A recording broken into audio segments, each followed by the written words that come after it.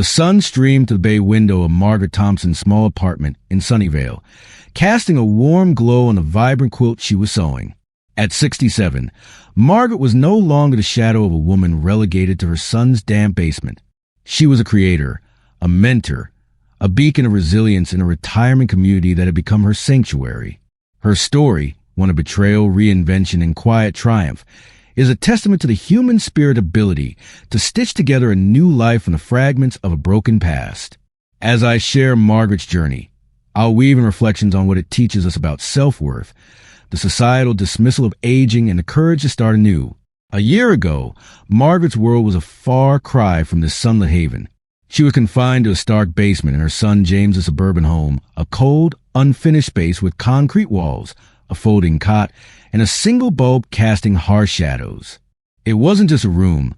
It was a symbol of how her three children, James, Laura, and Stephen, viewed her, an inconvenience, a relic they no longer needed.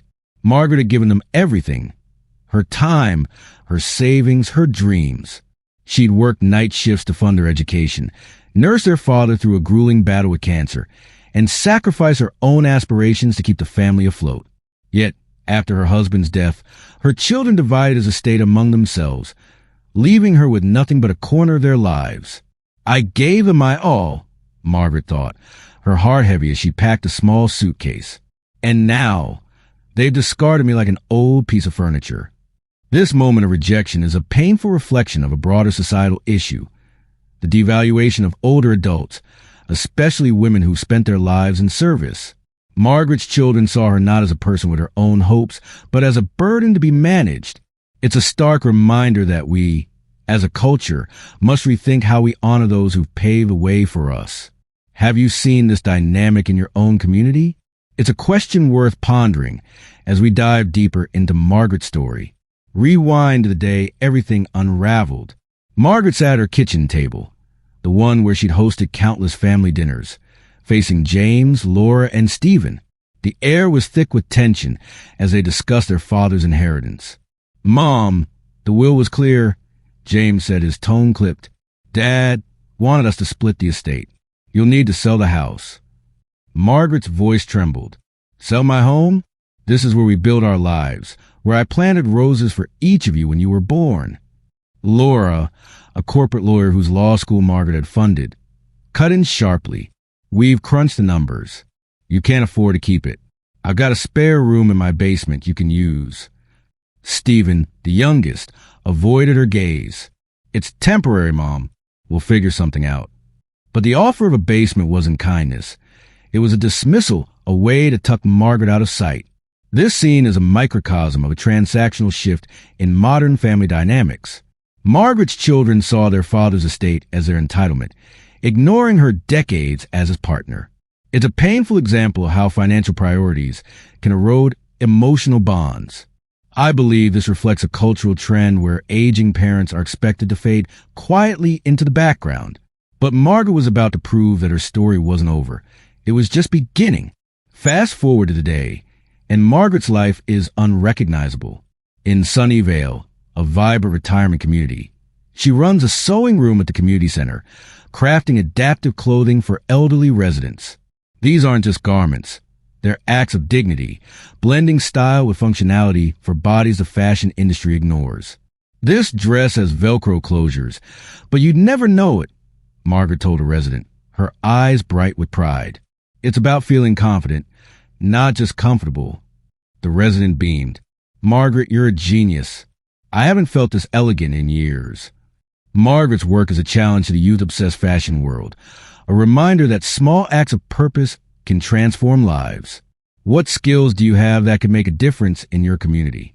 It's a question Margaret's story urges us to ask.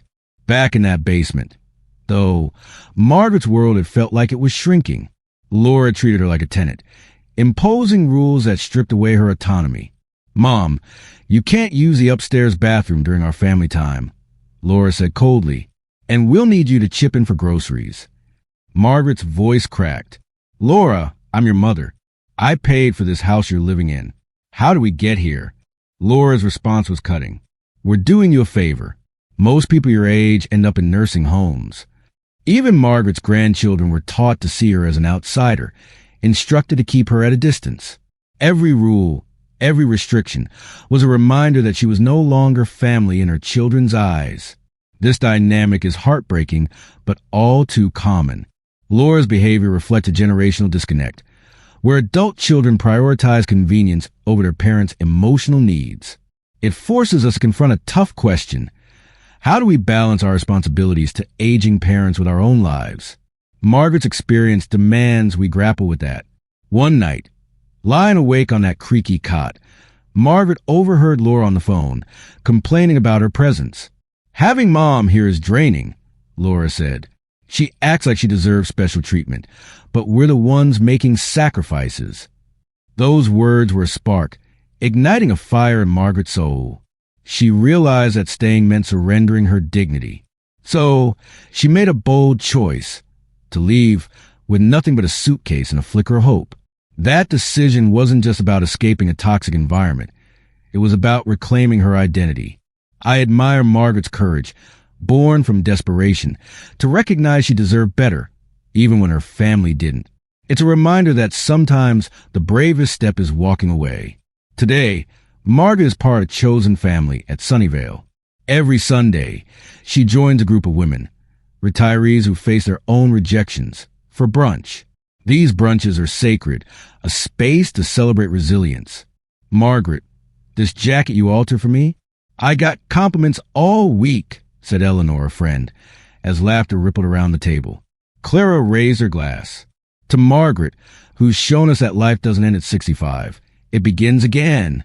These women, like Margaret, have redefined family as those who see your worth, who lift you up when you're down. It's a powerful truth. Family isn't always blood. Margaret's story challenges a narrative that older adults are irrelevant, showing they can be vibrant forces in their communities. What's a community that feels like home to you? Margaret's journey to Sunnyvale began with a late-night call to her friend Patricia. "I need help," Margaret admitted, her voice trembling. The next morning, Patricia was there, ready to whisk her away. "You don't have to live like this," Patricia said. "Come stay with me. We'll figure it out together." Margaret's eyes welled up. "I don't know how to start over, Pat. I'm 67. Patricia's response was firm. "You're not starting over. You're starting now. And you're not alone."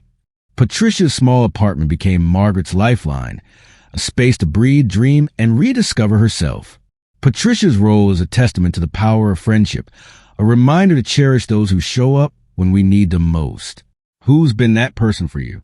In Sunnyvale, Margaret's sewing room is now a hub of creativity. What began as hemming pants has grown into a thriving business, designing adaptive clothing for local hospitals. "The hospital order for 30 gowns is on track," Margaret said on a call, her voice steady. "I've added soft-touch closures for patients with tremors." Her client was effusive. "Margaret, you're a lifesaver. These gowns are going to change lives." Her work has caught the attention of nearby retirement homes, and she's mentoring young seamstresses eager to learn her craft. Margaret's success is a masterclass in resilience. She didn't just survive, she innovated, carving out a niche that's both profitable and purposeful. Her story challenges a stereotype that older adults can't contribute, showing how our unique skills can meet unmet needs. Before embracing this new life, Margaret faced Laura one last time. A year ago, Laura tracked her down at Sunnyvale, demanding she return to the basement. "Mom, this is absurd," Laura said. "You can't survive on your own. Come back home." Margaret stood firm. "Home? You offer me a basement and a list of rules. I'm building something here, a life. I'm not going back." Laura was stunned. "You're being irrational. You need us." Margaret's response was calm but resolute. "No, Laura, I need me, and I'm finally finding her." That confrontation was a defining moment, not about spite, but self-respect. Setting boundaries, even with family, is an act of self-love. Have you ever had to draw such a line? While her relationship with her children remains strained, a new connection has blossomed with her 15-year-old granddaughter, Sophie. Recently, Sophie visited the sewing room, her eyes wide with excitement. "Grandma, this place is incredible. Can you teach me how to make a jacket like that one? Margaret smiled. I'd love to, Sophie. You got your mom's eye for detail. Sophie hesitated. Mom doesn't know I'm here. She talks about you sometimes. I think she's sorry, but she's too proud to say it. Sophie's visit is a reminder that love can bridge even the widest gaps. Margaret is cautious but hopeful, open to healing. It shows that younger generations can see what their parents miss, the value of their elders. Margaret's patience with Sophie is a model for navigating estrangement with grace.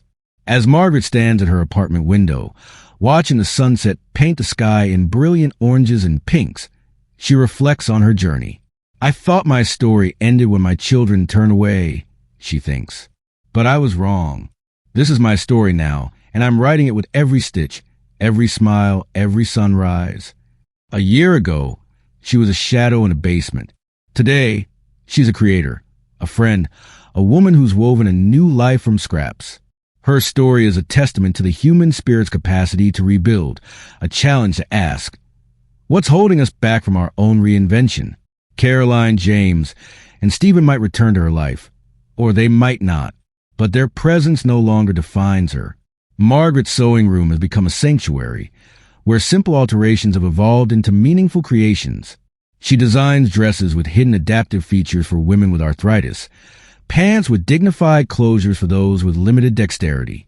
Orders pour in from retirement homes and families, from people who value craftsmanship over mass production.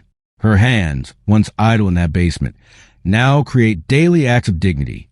At a recent brunch, Diana, elegant in a lavender dress Margaret made, raised a toast to Elizabeth, who taught us it's never too late to begin again. The clink of cups was a celebration of belonging. One Saturday, as Margaret measured fabric, a commotion at the community center entrance made her look up. Laura stood in the doorway, Sophie half hidden behind her. Laura looked thinner, shadows under her eyes more pronounced. Mom, she said, her voice uncertain. Margaret set down her scissors. Laura, this is a surprise.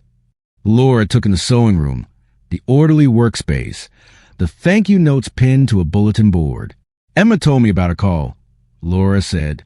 I was angry at first. Then I realized it's been a year.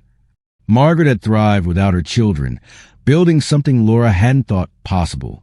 You look well, Laura said, a question in her voice. I am well, Margaret replied. Sophie edged forward, eyes bright. Is this where you work, Grandma? It's amazing.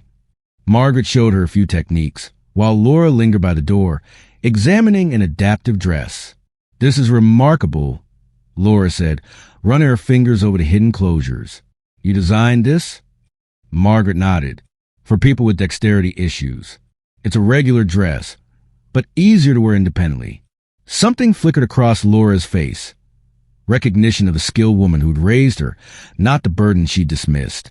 We should talk, Mom, Laura said. Maybe lunch next Thursday? A year ago, Margaret would have jumped at the offer. Now, she was different. I have dinner with friends on Wednesdays and Sundays, she said. But Thursday works. Laura blinked, expecting acquiescence, but nodded. Thursday works. As they left, Sophie hugged Margaret tightly. Can I come back soon? I want to learn how to make a dress like that. Anytime, sweetheart, Margaret said. Laura hesitated. Mom, you've built something good here. I didn't know you could. It wasn't an apology, but it was a start, a recognition that Margaret was more than a mother or burden. There's a lot you don't know about me, Laura, Margaret said softly, but perhaps it's not too late to learn. Margaret's future stretches before her, an uncut length of fabric full of possibility. Her hands, weathered but capable, are ready to shape it into something beautiful, one stitch at a time. Her story challenges us to rethink aging, to honor the resilience of those who rebuild after betrayal, and ask ourselves, what new beginnings are waiting for us? If Margaret's journey resonates, share it with someone who needs to hear it. What's one thing you'd like to stitch into your life? A new skill, a new dream. And where are you reading this from? Let's see how far this story travels.